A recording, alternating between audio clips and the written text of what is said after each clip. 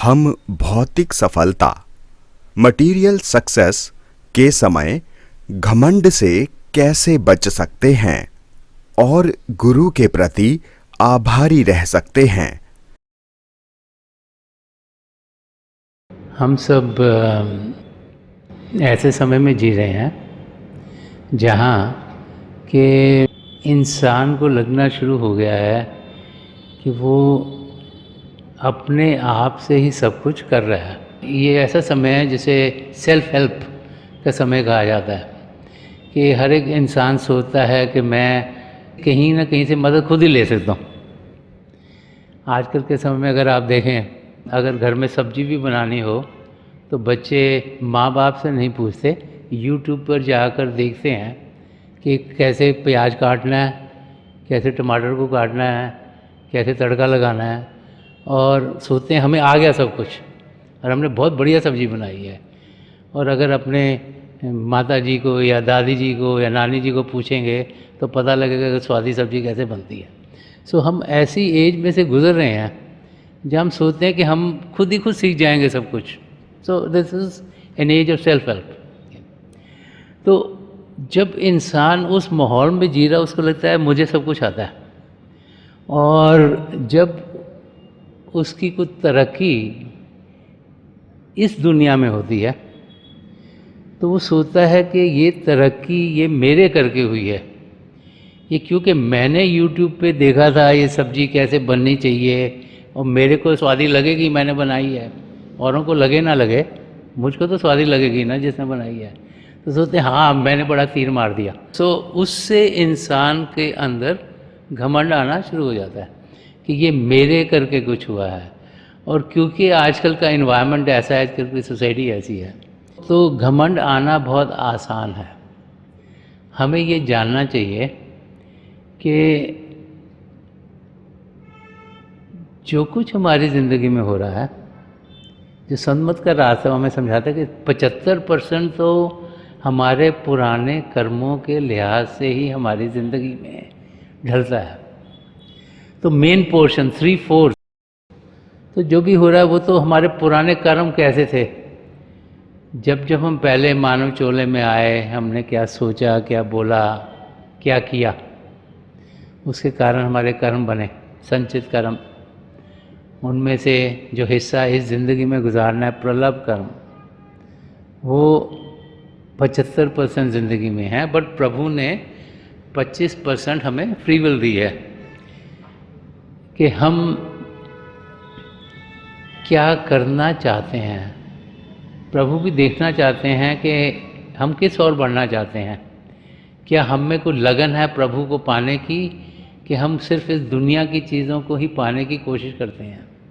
तो जब ध्यान बाहर की दुनिया में होता है तो लगता है कि बाहर की दुनिया में अगर कुछ मिलेगा तो वही सही सफलता है, तो इंसान उस ओर बढ़ता है। और जब बाहर की चीज़ें उसे मिलनी शुरू होती हैं तो इंसान की होमें ईगो बढ़नी शुरू हो जाती है, और जब ईगो बढ़ती है तभी इंसान के अंदर घमंड आना शुरू होता है। तो ये सब कनेक्टेड हैं। जितना ज़्यादा ध्यान बाहर की दुनिया में करेगा और सोचेंगे कि बाहर की चीज़ें हमें चाहिए, और जितनी अगर मिलती जाएंगी हमें, उतना ही हमारा घमंड बढ़ता चल जाएगा, और उतना ही हम देखेंगे कि हम ज़िंदगी ऐसे जी रहे हैं जैसे सब कुछ हमारे करके हो रहा है। जब ध्यान हम असलियत की ओर करते हैं, और जब हमें ये समझ में आ जाए कि अगर पत्ता भी हिलता है तो प्रभु की रज़ा में हिलता है, कि सृष्टि में जो कुछ हो रहा है वो प्रभु की रज़ा में हो रहा है। ठीक है, उन्होंने हमें लॉन्ग रोप दे दी है कि 25% हम जो मर्जी करें, लेकिन वो भी उनकी नॉलेज में है, और ये जाने कि उनकी दया करके ही हम कुछ कमा सकते हैं, किसी पद पे पहुंच सकते हैं, कोई मटेरियलिस्टिक गेन कर सकते हैं।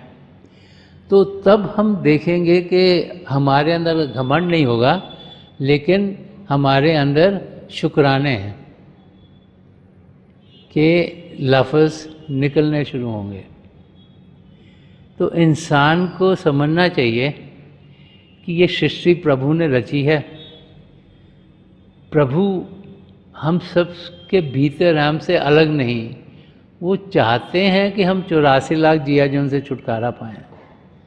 वो चाहते हैं हम प्रभु से प्रेम करें। वो चाहते हैं कि इस मानव चोले में होते हुए, क्योंकि इस चोले में उन्होंने सब पदार्थ दिए हैं जिनके ज़रिए हम प्रभु को जान सकते हैं, उनको पहचान सकते हैं, तो पिता परमेश्वर चाहते हैं कि हम उनसे प्रेम करें, हम प्रेम के ज़रिए अपनी रूह को उड़ान दे पाएँ, अंदर के मंडलों में बढ़ें और इसी ज़िंदगी में अपनी आत्मा का मिलाप परमात्मा से कराएं।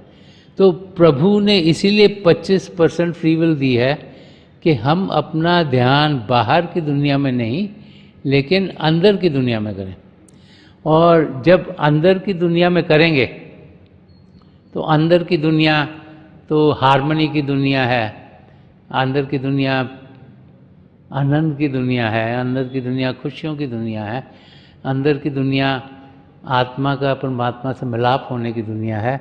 और उसका अनुभव होते ही हम देखेंगे कि हमें वो अनुभव होंगे जो हमें ये दर्शा देंगे कि जो कुछ भी यहाँ हो रहा है वो प्रभु की रज़ा से हो रहा है और हर एक चीज़ यहाँ बराबर की है। जब ऐसा अनुभव होता है तो फिर घमंड अपने आप ही ज़िंदगी से निकल जाता है। सो द की इसके भी इंसान अभ्यास करे, मेडिटेट करे, अंदर की दुनिया में बढ़े, प्रभु के जो जाति रूप है उनका अनुभव करे। और वो जो अनुभव है, जो एक्सपीरियंस है, वो ही हमें उस अवस्था में पहुंचाता है जिसमें कि जिस तरीके से प्रभु ने हमें जीने के लिए भेजा है, जो प्रेम का रास्ता है, जो एकता का रास्ता है, उस रास्ते पर हम कदम बढ़ा पाएं। क्या केवल ज्योति और श्रुति का अनुभव होने पर ही हमारे कर्म कटते हैं या फिर भजन पर बैठने से ही कर्म कट जाते हैं? हजूर बाबा सावन सिंह जी महाराज फरमाया करते थे कि अगर आप भजन पर बैठे होंगे और अगर आपको लगे कि आपको कुछ दिखा नहीं या सुना नहीं, फिर भी आप भजन पर ज़रूर बैठेगा। भजन पर बैठना कोई एनालिसिस का टाइम नहीं है। जब हम भजन अभ्यास पर बैठते हैं, हमें इस तरीके से बैठना चाहिए कि जो कुछ हमें मिल रहा है वही हमारे लिए बेहतर है। तो उस समय हमें ये सोचना नहीं चाहिए मैंने ये अनुभव किया कि ये अनुभव किया कि ये अनुभव किया कि वो अनुभव किया। जो जो अनुभव हमारे लिए बेहतर होंगे खुद ब खुद होते चल जाएंगे। कई बार मन माया इतना हमारे ऊपर चढ़ी हुई होती है कि हमें अनुभव होता है लेकिन हमें लगता है जैसे नहीं हुआ, क्योंकि हमारा मन शक पैदा कर देता है और हम सोचते हैं पता नहीं अनुभव था कि नहीं था, और सोचते हैं ये नहीं होगा। तो इसलिए जितनी देर भी हम बैठते हैं उसका हमें फ़ायदा होता है। तो हम ज़्यादा से ज़्यादा अभ्यास के लिए बैठें, ये मत सोचें कि हमने क्या देखा क्या सुना, लेकिन बाकायदगी से बैठें तो हमें फ़ायदा ही फ़ायदा होगा। आजकल हर व्यक्ति में इतना तनाव क्यों है?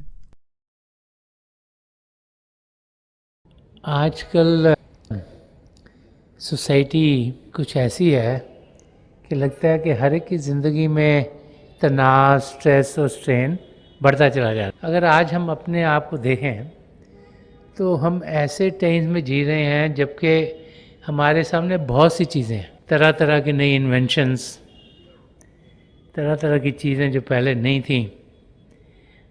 कम्युनिकेशन इतनी बढ़ गई है कि हम कहीं भी दुनिया में बैठे हों किसी और से बात कर सकते हैं, देख सकते हैं वहाँ क्या हो रहा है। तो जो हमारा दिमाग है वो तो उतना ही है जितना कि 100 साल पहले लोगों का होता था, या 200 साल पहले होता था, या 400 साल पहले होता था। जब इलेक्ट्रिसिटी नहीं थी, जब एडिसन ने ये बल्ब नहीं ढूंढा था, तो उस वक़्त क्या था कि सुबह इंसान उठा करता था सूर्य के निकलने से पहले, कुछ अभ्यास करता था और फिर काम पर जाता था जब सूर्य निकलता था। दिन भर काम करके शाम को जब सूर्य ढलता था तो वो वापस आता था और घर में खाना खाया और सो जाता था, आराम करता था।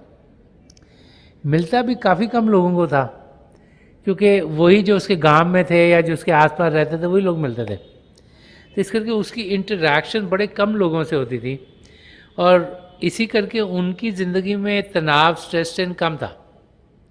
आजकल का टाइम्स क्या है, अगर आप सुबह उठते भी हैं, आप तैयार हो गए काम की तरफ जाएंगे, तो जहाँ आप रहते हैं आपकी बिल्डिंग में ही पता नहीं कितने लोग रह रहे हैं, कोई ऊपर, कोई नीचे, कोई इधर, कोई उधर।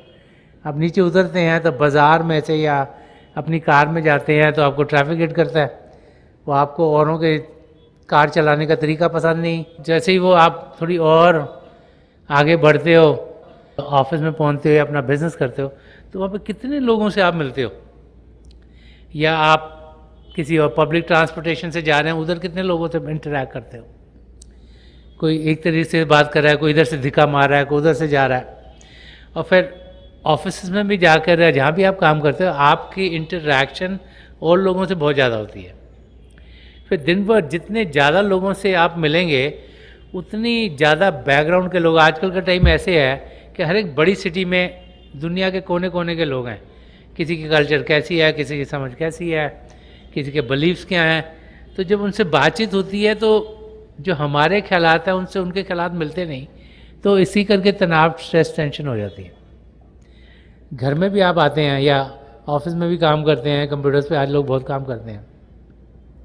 घर में आते हैं, कोई सोशल नेटवर्क जिनको कहते हैं, फेसबुक है और बहुत सी चीज़ें हैं, तो उसमें तरह तरह के लोगों को मिलते हैं, चाहे वो नज़दीक हों चाहे दूर हों। तो उनसे बातचीत करने कुछ ना कुछ स्ट्रेस स्ट्रेन तो हो गई।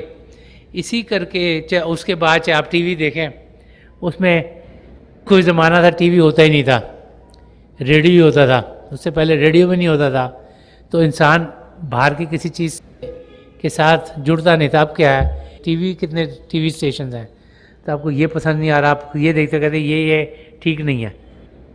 तुम्हारे को तनाव होगा तभी आप कहते हैं ठीक नहीं, चलो जी दूसरी चीज़ देखें, ये भी क्लिक रहा, ये भी मज़ा नहीं आया, ये भी मज़ा नहीं आया। तो दिमाग के अंदर इम्प्रेशंस और स्ट्रेस और स्ट्रेन आपका बढ़ता चला जाता है। जो आप सोचते हो कि टीवी हम रिलैक्स करने के लिए देख रहे हैं, उसी में ही आपको टेंशन बननी शुरू हो जाती है। फिर कोई शो ऐसा देखते हैं, कोई रोने धोने का हो गया, कोई मैच देखते हो आपकी टीम हार रही है, टेंशन बढ़ जाती है आपके अंदर। सो स्ट्रेस और स्ट्रेन आजकल की लाइफ में बहुत बड़ा हुआ है। इलेक्ट्रिसिटी सब तरफ है, तब रात को भी इंसान सोता ही नहीं, 5-6 बजे जागा रहता है, कोई 12 बजे जाता है, कोई 2 बजे जाता है, कोई 6 बजे जाता है। और जितना इंटरैक्ट करते रहते हैं, क्योंकि दुनिया में इधर सो रहे हैं तो उधर जाग रहे हैं, तो कुछ ना कुछ कनेक्शन चलता है। इस करके इंटरैक्शन बहुत बढ़ने के कारण हम सब ज़िंदगी में स्ट्रेस और स्ट्रेन बढ़ गया। उस सिचुएशन में हमें वो विधियाँ यूज़ करनी है जिसके ज़रिए हम अपने आप को शांत कर पाएँ, और वो है ध्यान टिकाना, थोड़ी देर अभ्यास में बैठना, मन को शांत करना, ताकि वो भी शांत हो। अभी तो वो हलचल में रहता है, सुबह रात तक किसी ना किसी हलचल में रहता है, तो उसमें अगर मन को शांत करेंगे तभी मेडिटेशन, अभ्यास करना बहुत ज़रूरी है। तो कुछ शांति जो अंदर के शब्द के साथ जुड़ के मिलेगी, उसमें कोई बाहर से हलचल आ भी रही है तो हम शांत हैं तो वो रुक जाएगी, वो और हलचल पैदा नहीं होने देगी।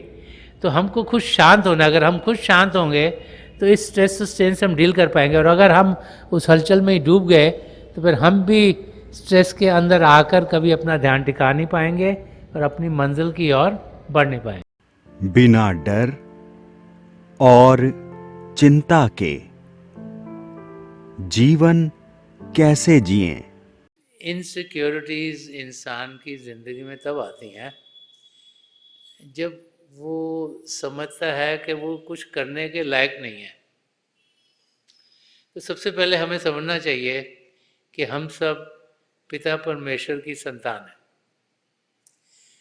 जब पिता परमेश्वर की संतान है तो हमें फिक्र फाका क्या है, हमें जानना चाहिए कि प्रभु हर पल हर क्षण हमारे अंग संग हैं और हमारा ख्याल कर रहे हैं। और जो उस अवस्था तक पहुंच गया, जिसने जान लिया कि प्रभु हमारे अंग संग हैं, हर पल हर क्षण हमारा मदद कर रहे हैं, तो वो फिर इंसान इनसिक्योर नहीं रहेगा। इनसिक्योरिटी तब आती है जबकि लगता है वो बाद में पता नहीं क्या होगा, ये लगता है कि हमारी तबीयत ठीक नहीं, अच्छी होगी कि नहीं होगी, ये लगता है कि शायद ये काम होगा कि नहीं होगा।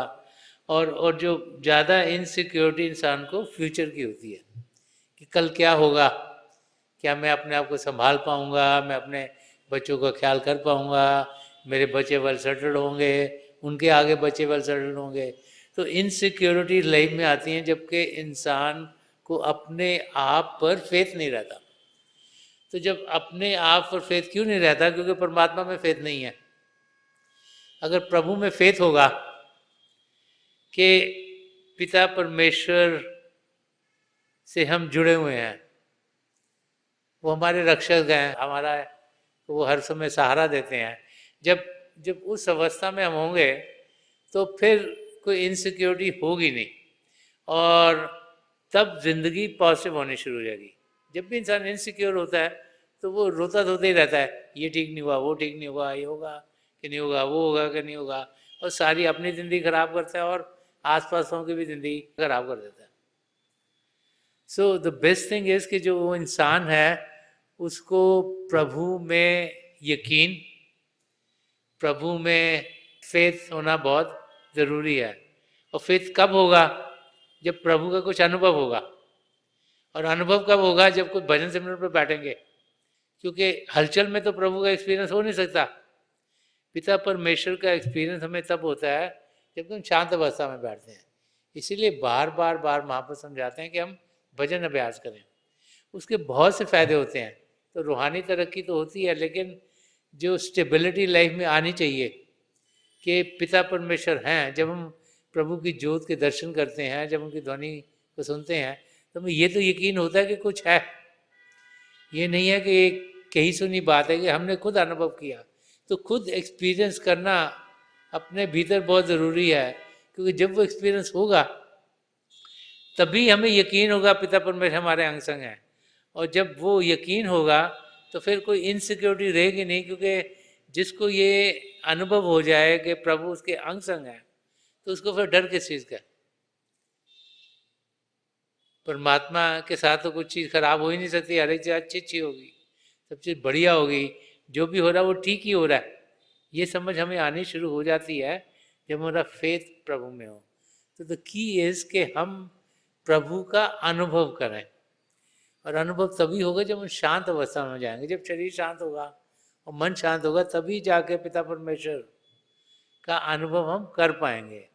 तो इसीलिए ज़रूरी है कि हम अभ्यास करें, बार बार करें, बाकायदगी से करें, और हम देखेंगे कि हम उस स्टेट पे पहुंचेंगे जहाँ हमें कोई फिक्र फाका नहीं रहेगा। जब ये अनुभव हो जाए प्रभु हमारे अंग संग हैं, हम उनके जो दो जाति रूप में ज्योति और श्रुति उसका अनुभव करते हैं, तो फिर इंसान बड़ा हंसी से खुशी से इस जिंदगी को गुजारता है। वर्तमान क्षण में जीने का क्या अर्थ है? वर्तमान क्षण, living in the current moment, उसका अर्थ या मतलब ये है कि हम हर एक क्षण को सही तरीके से इस्तेमाल करें। टाइम किसी के लिए रुकता नहीं, चलता रहता है। घड़ी को भी देखो तो टिक टिक टिक टिक करके चल रही है, उस समय गुजर रहा है। अगर उस समय का हमने फ़ायदा नहीं उठाया तो वो क्षण प्यास में चला जाता है कि गुजर गया, उसको हम वापस बुला नहीं सकते। तो महाप्रभु समझाते हैं कि जो क्षण चला गया अगर उसका हम फिक्र करेंगे तो उसका कोई फ़ायदा नहीं, वो तो निकल गया है, वापस आ ही नहीं सकता। जो क्षण आना है उसके लिए हम प्लान कर सकते हैं, लेकिन प्लान कब करेंगे? इसी क्षण में। अगर इस क्षण में भी नहीं प्लान किया तो ये भी गुजर गया। तो इस क्षण का हमने पूरा फ़ायदा उठाना, तो कैसे उठाएंगे? कि इस क्षण को हम उस ओर लगाएं जिससे हमें प्रभु की नज़दीकी मिले। संत कृपाल सिंह जी महाराज फरमाते थे कि जो भी हम कर रहे हैं, जो हमें प्रभु की नज़दीकी दिलवाता है, वो अच्छा है, और जो कुछ हमारी ज़िंदगी में प्रभु से हमें दूर लेके जाता है वो खराब है। तो हमें अच्छी चीज़ें करनी चाहिए। हमें जो ये क्षण है जो हमारे सामने है, इसको उस तरीके से गुजारना है ताकि ज़िंदगी का जो मकसद है, जो अपने आप को जानना है और पिता परमेश्वर को पाना है, वो पूरा हो जाए। तो इस क्षण में हम क्या क्या कर सकते हैं? सबसे पहले तो इस क्षण में हम सत्संग में जा सकते हैं। जो सत्संग में जाएंगे वहाँ सच्चाई सुनने को मिलेगी, महापुरुषों के वचन सुनेंगे, तो हमारे अंदर प्रभु को पाने की इच्छा जागृत होगी। वो समझाएंगे कि हम भजन अभ्यास करें, तो इस क्षण में हम सिमरन कर सकते हैं, मन को शांत कर सकते हैं, भजन अभ्यास कर सकते हैं, अंदर की दुनिया में बढ़ सकते हैं। बार बार महापुरुष भी समझा गए हैं कि जो सेवा का फल है वो बहुत मीठा होता है। तो इस क्षण में जब हम सेवा करते हैं, जब किसी के मददगार होते हैं, इस करके नहीं कि वो हमारी मदद करेंगे जब हमें मदद चाहिए, लेकिन इस करके कि हम चाहते हैं कि उनकी ज़िंदगी में कुछ अच्छाई आए, जो कोई तकलीफ़ है वो दूर हो उनकी।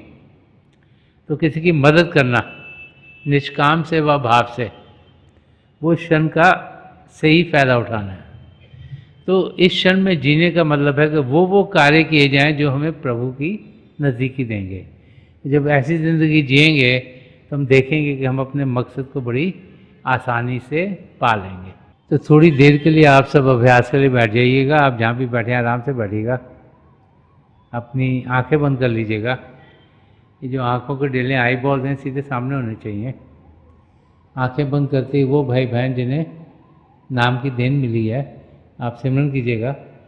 और जो भाई बहन यहाँ नए हैं, आप पिता परमेश्वर के किसी भी जाति नाम का जाप कीजिएगा। जाप मन ही मन करना, ऊंचा नहीं दोहराना। आपके सामने रोशनी के चिन्ह दिखेंगे और बहुत से नज़ारे आपको देखने को मिलेंगे। जो कुछ दिखता है उसके बीच में देखिएगा, और जो जो आपके लिए बेहतर है वही प्रभु आपकी ज़िंदगी में ढालते चले जाएंगे। मेरी पिता परमेश्वर के चरण कमलों में जो पिछली संचय के महापुरुष हुए हैं, हजूर बाबा सावन सिंह जी महाराज, परम संत कृपाल सिंह जी महाराज और दयाल पुरुष संदर्शन सिंह जी महाराज के चरण कमलों में यही प्रार्थना है कि जो जो हम सबके लिए बेहतर हो वही हमारी ज़िंदगी में ढले। हम प्रभु की नज़दीकी पाएँ और उनकी ज्योत से जुड़ते हुए अंदर के मंडलों में उड़ान कर पाएँ। थोड़ी देर में मैं आपको इस बैठक से उठाऊंगा और मेरी शुभकामनाएं आप सबके साथ हैं।